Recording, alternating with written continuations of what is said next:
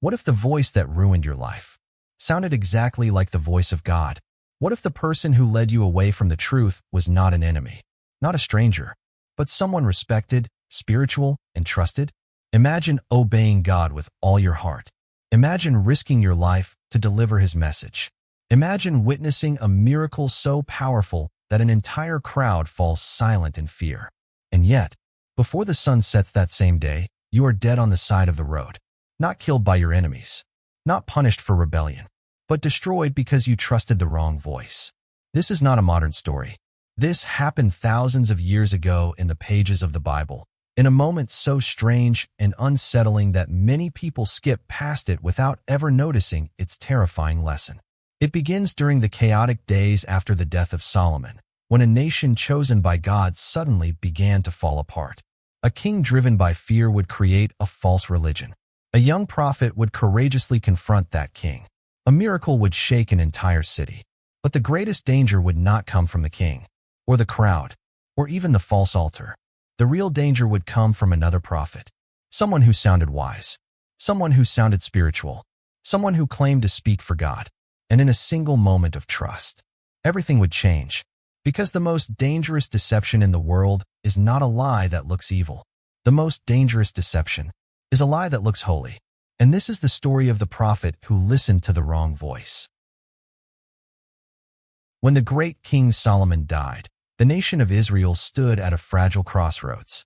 For decades, Solomon had ruled over a united kingdom. His wisdom was legendary. His wealth was unmatched. And the magnificent temple he built in Jerusalem became the spiritual center of the entire nation. But Solomon's later years were not the same as his early ones. Slowly, quietly, almost invisibly, his heart began to drift. Foreign alliances brought foreign wives. Foreign wives brought foreign gods. And before long, small altars to strange deities appeared across the land. It did not happen overnight. Compromise rarely does. But God had already spoken judgment. Through a prophet, God declared that the kingdom would be torn apart after Solomon's death. And that is exactly what happened. When Solomon's son took the throne, the people gathered before him with a simple request. They did not ask for wealth. They did not ask for power. They asked for mercy. "Your father made our burden heavy," they said. "If you lighten it, we will serve you faithfully." It was a moment that could have healed the nation. But the new king made a terrible mistake. Instead of listening to wise counselors, he chose to listen to his pride. And in one reckless decision, he shattered the kingdom. 10 tribes walked away from the house of David. In a single moment, the united kingdom of Israel became 2 separate nations. The southern kingdom, Judah, remained loyal to the line of David. But the 10 tribes of the north chose a new leader, a man named Jeroboam. Ironically, Jeroboam's rise to power had once been part of God's plan. Years earlier, a prophet had approached him with a strange act. The prophet took a cloak and tore it into 12 pieces. Then he handed Jeroboam 10 of them.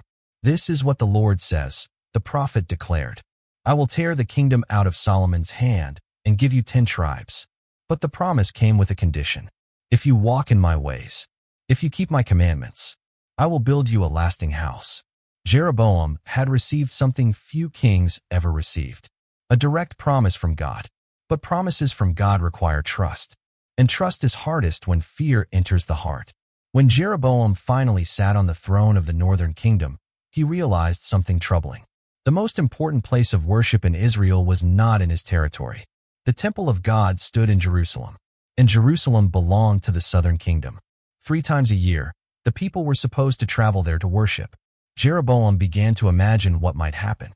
What if the people continue going to Jerusalem, he wondered. What if their hearts turned back to the house of David? What if they abandoned me? Fear began whispering dangerous ideas. At first, it sounded reasonable. Then it sounded clever. And eventually, it sounded necessary. Jeroboam decided he could not allow his people to keep traveling to Jerusalem. So he created a solution, a religious solution. He ordered craftsmen to shape 2 golden calves. Then he placed one in Bethel and the other in Dan. Standing before the people, he made a shocking declaration. "Behold your gods, O Israel," he announced. "These are the gods who brought you out of Egypt." It was a lie that echoed a very old sin. Centuries earlier, Israel had built a golden calf in the wilderness. Now history was repeating itself. But Jeroboam did not stop there. To make his new system complete, he began redesigning religion itself. He built new altars. He appointed priests who were not from the priestly tribe. He created new religious festivals that mimicked the ones God had commanded. Everything looked spiritual.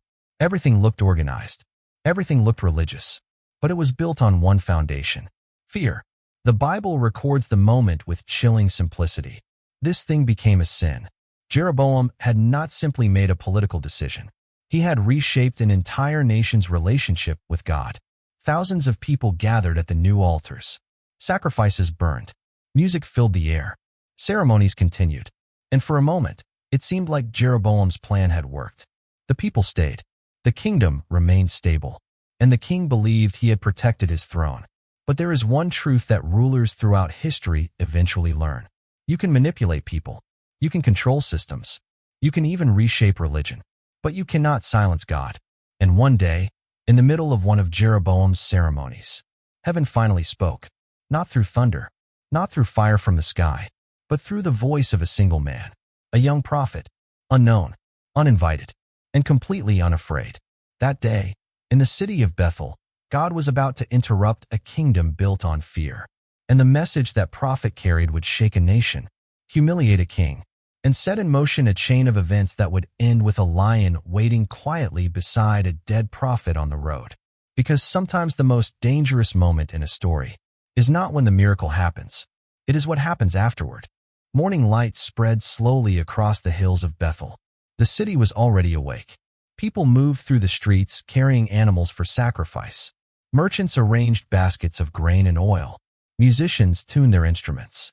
Priests prepared the altar. It was a day of worship. At least, that was what everyone believed. At the center of the gathering stood the new altar built by order of Jeroboam. It was impressive. Tall stones stacked carefully together. Carvings along its edges. Fresh fire burning on its surface. Around it stood priests dressed in ceremonial robes. And above the crowd, on a raised platform, stood the king himself. Jeroboam looked confident. The kingdom was stable. The people had accepted the new system of worship. The golden calves had become symbols of unity for the northern tribes. Everything was working exactly as he had planned. The king raised his hands. The music began. Drums echoed through the city. Smoke rose from the altar as the first sacrifice was placed on the fire. The crowd bowed. Voices chanted prayers. From the outside, it looked holy. But heaven was silent. Until suddenly, a voice cut through the ceremony like a blade. "O altar, altar!" The music stopped. The crowd turned. Standing at the edge of the gathering was a man no one recognized. His clothes were dusty from travel. His face was weathered by the sun. There were no royal guards with him. No priests beside him. No title announced before his arrival. Just a voice filled with authority. He stepped forward and pointed directly at the altar. "Thus says the Lord." The words struck the air with terrifying clarity. People began whispering. Who was this man? What was he doing here? But the stranger continued speaking. "Behold, a child shall be born to the house of David." The crowd leaned closer. A king named Josiah. The name hung in the air like a thunderclap. No one had ever heard that name before. Yet the prophet spoke as if history had already been written. And upon this altar, the man declared, "He will sacrifice the priests of the high places, and human bones will be burned upon it." Shock rippled through the crowd. This was not just criticism. This was a direct judgment against the altar, the priests, and the king. But the prophet was not finished. He lifted his hand and spoke again. "This is the sign the Lord has given." The crowd held its breath. "The altar will split apart, and the ashes upon it will be poured out." For a moment, nothing happened. Jeroboam stared at the man with cold fury. This stranger had just ruined the most important religious ceremony in the kingdom. In front of everyone, the king's face hardened. He raised his arm and pointed directly at the prophet. "Seize him," Jeroboam shouted. Soldiers moved forward. But something strange happened before anyone could touch the prophet. The king suddenly gasped. His arm froze in the air. Jeroboam tried to pull it back, but he could not move it. His hand had become stiff, lifeless, completely paralyzed. The king who ruled 10 tribes of Israel now stood helpless in front of the entire crowd. Fear swept through the ceremony. People stepped backward. Priests looked at each other in panic. Then suddenly, A loud cracking sound echoed across the altar. Stone split apart. The altar broke open. Ashes poured down onto the ground exactly as the prophet had declared. Gasps erupted from the crowd. The sign had happened. Every word the prophet spoke was true. The king's anger quickly turned into fear. He looked at his frozen arm, then at the prophet, the same man he had just ordered to be arrested. "Please," Jeroboam cried. His voice no longer sounded like a ruler. It sounded like a desperate man. "Pray to the Lord your God for me, that my hand may be restored." The entire crowd watched in stunned silence. The king was begging the very prophet he had tried to capture. The prophet paused. Then he lifted his voice in prayer. No long speech, no dramatic display, just a simple request. And slowly, Jeroboam's arm began to move again. The stiffness disappeared. The strength returned. Within moments, his hand was completely restored. A wave of amazement swept through the people. They had just witnessed something undeniable. A prophecy, a miracle, a judgment, and a healing, all in a single moment. Jeroboam stood quietly for a moment, processing everything that had just happened. Then his expression changed. Fear slowly gave way to calculation. The king stepped down from his platform and approached the prophet. His tone was now calm, almost friendly. "Come home with me," Jeroboam said. "Refresh yourself. Eat and drink." Then he added something that kings often use when persuasion fails. "And I will give you a reward." It sounded generous. It sounded respectful. But the prophet shook his head immediately. His answer came without hesitation. "Even if you were to give me half your house," he said, "I would not go with you." The crowd murmured. The prophet continued, "The Lord commanded me, do not eat bread, do not drink water, do not return by the same road you came." For the first time that day, the prophet smiled slightly, because he had done exactly what God asked him to do. He had delivered the message. He had confronted the king. He had witnessed the miracle. And now he would leave. He turned away from the shattered altar. Behind him, the crowd slowly began to disperse. Jeroboam stood beside the broken stones of his false religion. The priests whispered nervously, and the prophet walked away from Bethel, following a different road just as God had commanded. Everything had gone perfectly. The mission was complete. The miracle had proven the message. The prophet had obeyed every instruction. But sometimes the most dangerous moment in a spiritual battle is not when you face the enemy. It is the moment after the victory, when you are tired, when you are alone, when your guard finally begins to fall. Because somewhere behind the walls of Bethel, someone else had heard the story. An old man, a man who was also called a prophet, and what he was about to do would change everything. The city of Bethel was still buzzing with the story. People talked about it in the markets. They whispered about it in their homes. A stranger had stood in the middle of the king's ceremony and spoken judgment. The altar had split apart. The king's hand had frozen in the air. And then, just as suddenly as he appeared, the young prophet had left the city. But not everyone in Bethel was surprised by prophets, because there was already one living there. An old man, a prophet. At least, that was what people once called him. His house stood on the edge of the city.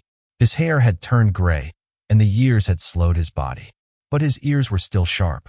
And that afternoon, his sons burst through the door.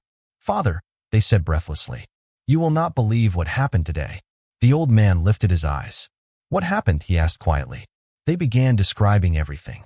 The ceremony, the stranger who interrupted it, the prophecies spoken against the altar, the miracle that followed.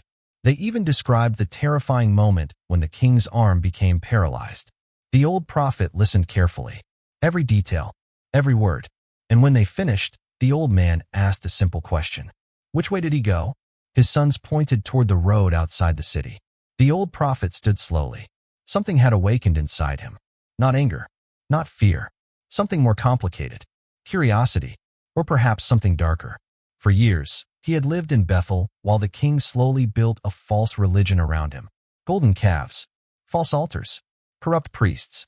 And yet, the old prophet had remained silent. But now another prophet had come. A younger man. A man with courage. A man who had confronted the king himself.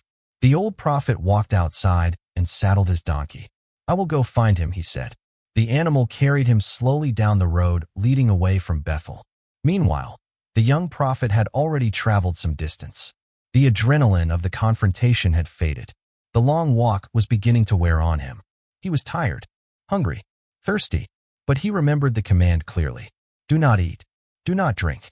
Do not return by the same road. So when he finally found a tree beside the road, he sat beneath its shade to rest. Just for a moment. The road was quiet.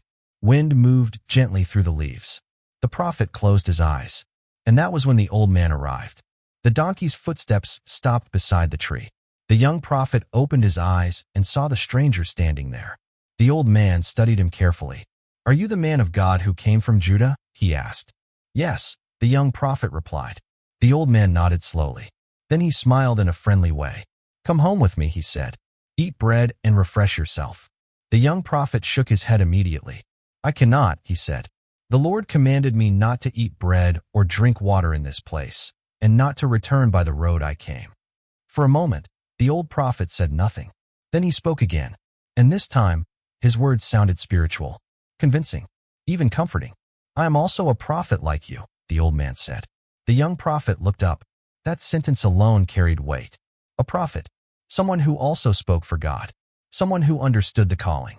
But the old man continued. An angel spoke to me by the word of the Lord, he said. He told me to bring you back to my house, so that you may eat bread and drink water. The words hung in the air. Everything about the story sounded believable. A prophet, an angel, a message from the Lord. It sounded holy. It sounded reasonable. It sounded exactly like something God might do. But the Bible adds one chilling sentence. He lied to him. The young prophet sat silently under the tree. Inside his mind, a quiet battle began. He remembered the command God had given him. It had been clear, direct, unmistakable. But now another prophet claimed that God had given a new instruction. Which voice was he supposed to trust? The voice he heard earlier, or the voice of this respected elder? The old prophet waited patiently. Deception rarely rushes. Finally, the young prophet stood up. And in that moment, the story changed forever. He chose to trust the old man. They walked together back toward Bethel. The sun began to lower in the sky as they entered the old prophet's home. Soon they were sitting at a table. Bread was placed before them. Water was poured into cups. The young prophet looked at the food. Everything God had forbidden was now sitting directly in front of him. But he had already made his decision. He lifted the bread, and he ate. The room was quiet. Two prophets sitting at the same table. One who had spoken truth, one who had spoken a lie. And neither of them realized that heaven was about to speak again. Because sometimes the most terrifying moment in a story is not when someone lies. It is when God responds. And when God finally spoke in that room, he did not speak to the man who had been faithful earlier. He spoke through the man who had just lied. And the message that followed would send the young prophet back onto the road, toward a lion waiting in the distance. The meal ended quietly. The young prophet sat across from the old prophet, unaware that his fate had already been sealed. Moments earlier, the word of the Lord had thundered through the mouth of the very man who had deceived him. The room that had once felt warm with hospitality now felt heavy with something far darker. Silence filled the air. Neither man spoke. The young prophet's heart must have been racing. The message he had just heard echoed in his mind again and again. Because you disobeyed the command of the Lord. Because you ate bread and drank water in this place. Your body will not return to the tomb of your ancestors. Those words were not vague. They were not symbolic. They were a sentence. And yet the strange thing is this. The old prophet did not try to stop what was coming next. He did not beg the young prophet to stay. He did not try to warn him about danger on the road.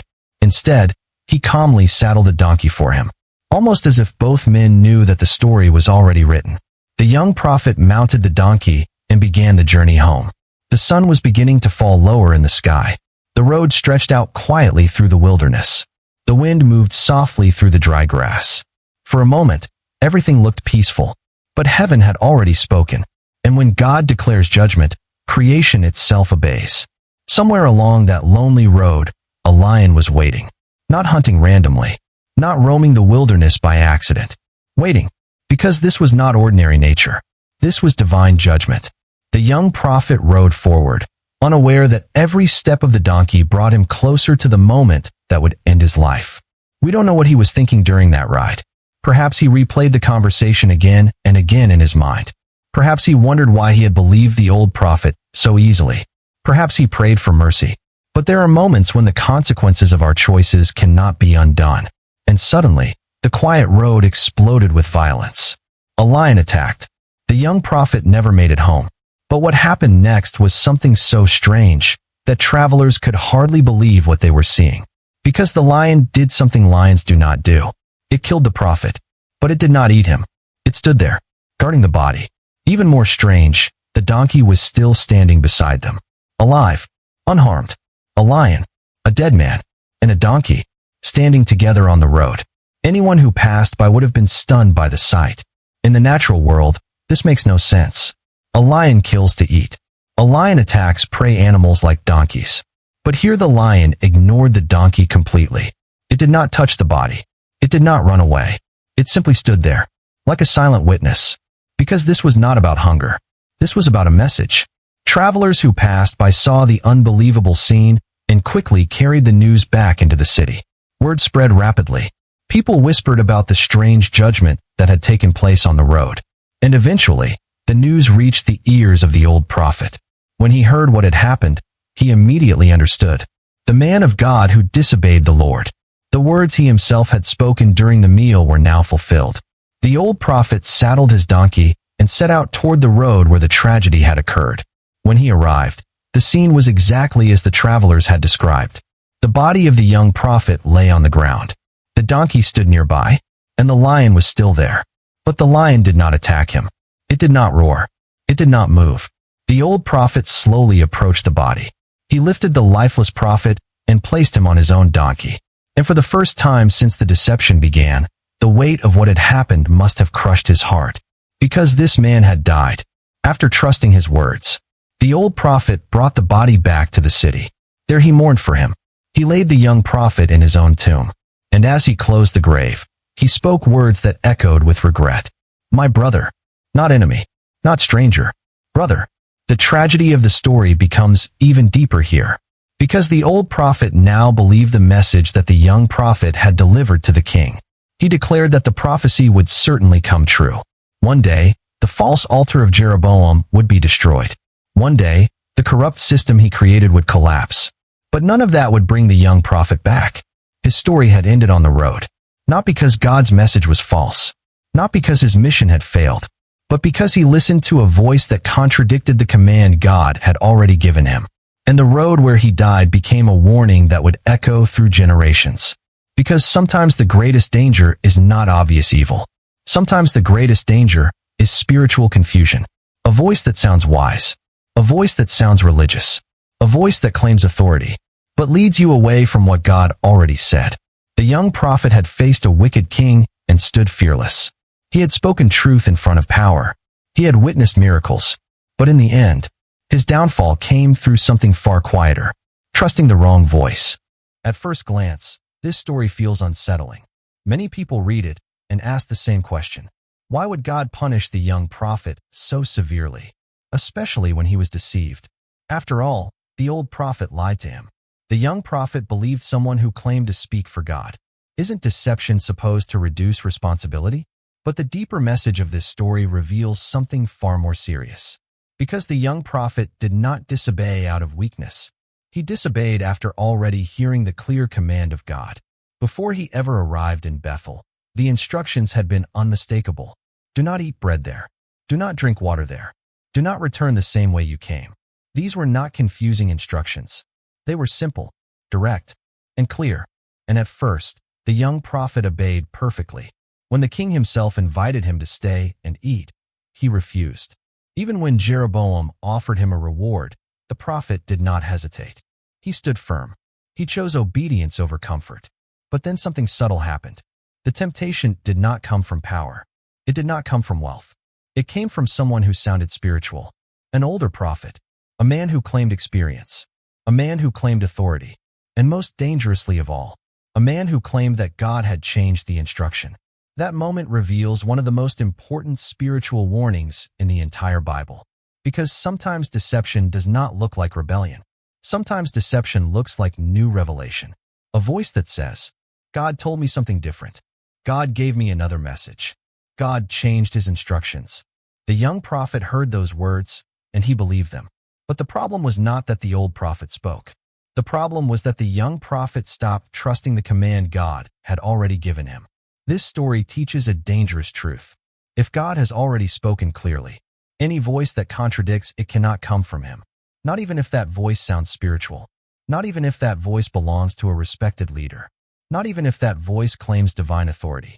Because truth does not change depending on who speaks. And that lesson echoes throughout the rest of Scripture. Generations later, even the apostles would warn believers about the same danger. One of the strongest warnings appears in the writings of Paul the Apostle. He wrote words that sound almost like a direct reflection of this ancient story. He warned that even if an angel from heaven were to preach a different message than the one already given, that message must be rejected. Why? Because truth does not evolve based on personalities. Truth comes from God, and once it is spoken, it becomes the standard. The young prophet's tragedy reminds us that spiritual authority can be misused. A title does not guarantee truth. Experience does not guarantee wisdom. Age does not guarantee obedience. And sometimes the most dangerous voices are the ones that sound the most convincing.